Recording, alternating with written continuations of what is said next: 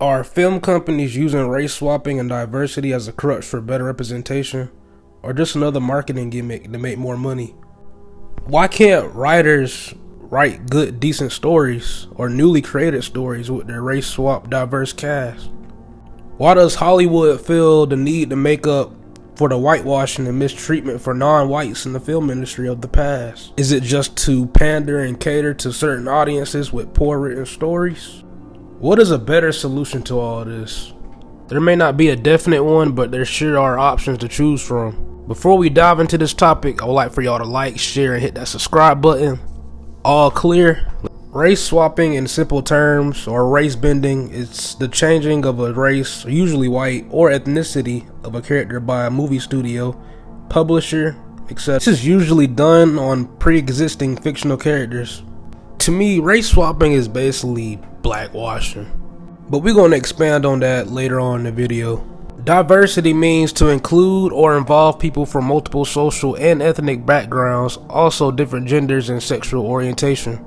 Here's an example of diversity: the cast of Spider-Man Across the Spider-Verse. Now, as far as examples go, I'm just going to keep it at that.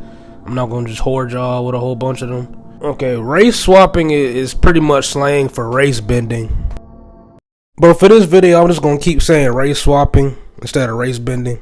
Race swapping is a more up-to-date word. However, race bending, the word itself, originated from the whole outrage of the Avatar: The Last Airbender cast from 2010. Y'all already know how that went. Y'all know how that go. I mean, come on, y'all remember the cast of Avatar: The Last Airbender. Race swapping is pretty much the same as whitewashing, but it's more of a blackwash. I mean, they might as well just call it that. I mean, I guess they didn't want black folks feeling bad or something. I don't know, man. I guess blackwash just sound more racist, especially the black folk. Before making this video, I had a hard time trying to differentiate the words race swap and whitewash. And I think those two words have a slight connection to the word blackface. The blackface minstrel shows from the silent film era was when a white actor throws on black, brown makeup to impersonate a black person, but in a very clownish, comedic way. Years later, you know what I'm saying, you got the sound and color. Whitewash comes into play, taking non-white characters and changing them into white characters. Fast forward, today's era, we now have black actors taking on previously white characters, which is now called race swap or race bending. I don't know, man, it is all weird. Race swapping is also called colorblind casting, where a decision is made to change the character's race for the sake of diversity. Y'all remember when Michael Duncan Clark played Kingpin? Back in ancient times, they would cut the tongues.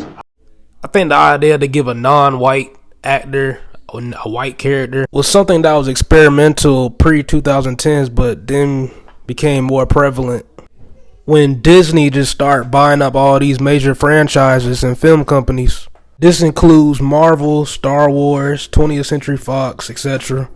Also, social injustice was running rampant in the 2010s, which pushed other film companies to see this as an advantage to make huge profits off pandering and catering to certain audiences' cause. But at the same time, creating boring stories with bland characters in the name of representation, which is pretty poor considering non-white actors are playing previously white characters. Sometimes I think studios try to make up for all the whitewash roles they've done in the past, all the predominantly white roles, just to give non-whites pre-existing white roles to break even. Because most of Hollywood nowadays is still the majority of whites. According to the LA Times, white people represented 78% of the lead actors in the top movies released in 2022.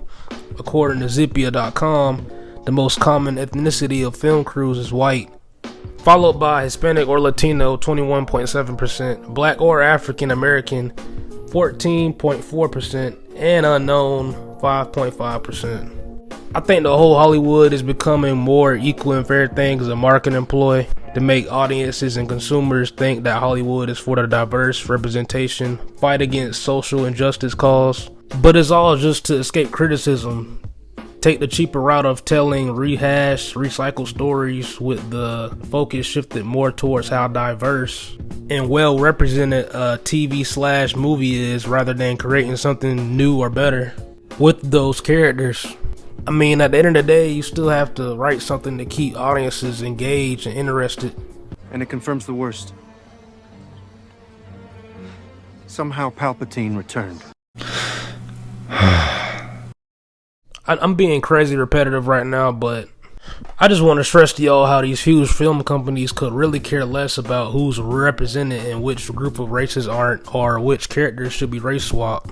But whatever makes them the most money the quickest is what they'll roll with. Now, I enjoyed Nick Fury as Samuel Jackson, Michael Clark Duncan as Kingpin.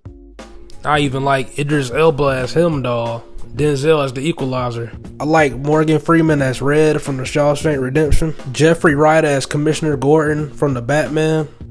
I think some actors got the great enough talent to shed the questionable idea of their race swap characters. If you're well seasoned, you have a fine resume, then hey, you could easily get away with it. Now, those acting performances are the reason why I didn't have a problem with the whole race swap diversity idea. But then there's some examples I will provide for y'all that made me lean more and more towards being against the concept of race swap and diversity overall.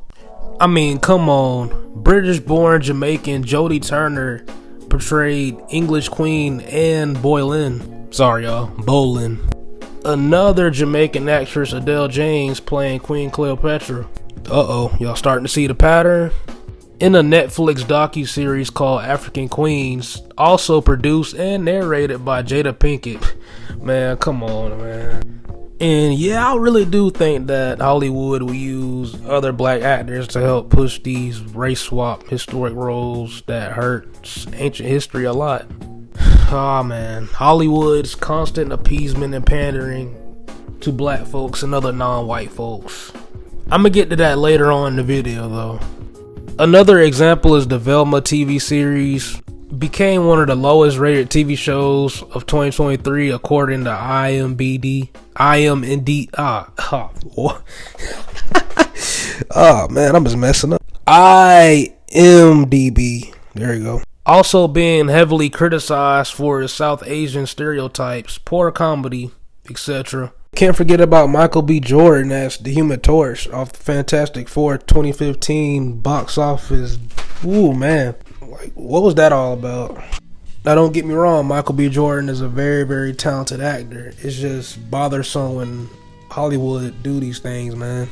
Can't forget about her who played Belle from Beauty of the Beast. You know, people do say that when these characters were created originally, like, they didn't have a designated race placed on them, you know what I'm saying? But, I mean, come on. Man, growing up, every cartoon, animated TV series, show, movie, if they had the likeness of a white person, I just considered them white, you know what I'm saying? In the creator's mind back then, they had to be like, okay, this character's gonna be white, you know what I'm saying? I don't know, man, you gotta think. Fictional characters written by real world people. Idris Elba being considered for James Bond. That's when I was like, okay, alright, this is getting crazy. And I'm glad he looked the other way with that role, man, because why not just create a new original black spy character that's way different from James Bond? I mean, come on, man, after all those James Bonds in the past, I mean, look at these James Bonds, bro, like Idris Elba would have been lonely as hell being the only black James Bond sitting in a room full of previous white James Bonds. It's just unnecessary, man. It's a disconnect in the franchise. It hurts the James Bond legacy. Idris Elba is very, very talented, you know what I'm saying? I appreciate his work, but he don't have to be thrown in the recycling bin of these race swap characters, man. This is why I say race swapping is more like blackwashing. For some reason, it's just delegated more towards black folks nowadays, man. Also, blackwashing don't get as much slack as whitewashing. Double standards. Hollywood, just create new characters. I know y'all got it in y'all to do it. With a good written script, please. Don't even gotta be good, just decent. Moving on to the appeasement to black folks. Reason why I'm just saying black folks for this one, it's just prevalent today, man. Black folks are the specific race they do it to for some reason. And because the writers want to give black audiences a false sense of pride and get back. Then move on to the race swap / blackwashing to complete the appeasement. It's all just forced in my opinion. Trying to make audiences think they're down with the black cause or bring some kind of unwanted political awareness. But damn, since you race swap Superman or James Bond, I'm just gonna go, yeah, my people are finally starting to be recognized on the incredible significance we can have in Hollywood just as white folks. No. And just be satisfied? Hell no. I really think it just sets back black folks in particular. Way back. But again, why not create new black characters with original stories or newly created stories? But oh wait, I forgot, nostalgia. Y'all already know how Hollywood is with nostalgia nowadays. Film companies going the safer route because it makes them more money to just pull existing characters and say, here, take it or leave it. I want more creativity, man. God damn, I really feel like I haven't said anything during most of this video, but man, all I really want is some good storytelling, interesting characters. I want to be entertained. Don't you want to be entertained? Are you not entertained? Are you not entertained? Is this not why you are here? Not bombarded with political messages. I'll just go watch CNN, you know what I'm saying? Believe me, I don't have any double standards when it comes to race swap and whitewash. I have problems for them both. This affects white crowds too because it just causes a huge rift, man. They want their fun and entertainment too. They don't always want to be pushed to the side and villainized all the time. But yeah, man, the whole race swap and diversity idea being heavily relied on to make money. All these companies do at the end of the day is just capitalize. They don't care for their audience's causes. I mean, just look at the writer's strike from last year. The WGA took forever to reach an agreement with them producers, making it one of the longest strikes in recent history. Once again, I think there are solutions for the overuse of race swap and forced diversity, but that's only if Hollywood allowed for more new stories and characters to be brought in, instead of the same recycled characters constantly being given at such an increasing number of race swaps. Hollywood is real slick and smart when it comes to finding convenient ways to make money, man. What are your solutions for this ongoing issue? This video is just my opinion to share to y'all, something I had to finally get off my chest about. If you're against the idea of race swapping and diversity being forced and overused, please in no way don't feel offended. I usually don't like talking about race topics and other social topics. Y'all already know how they both go. It's super exhausting.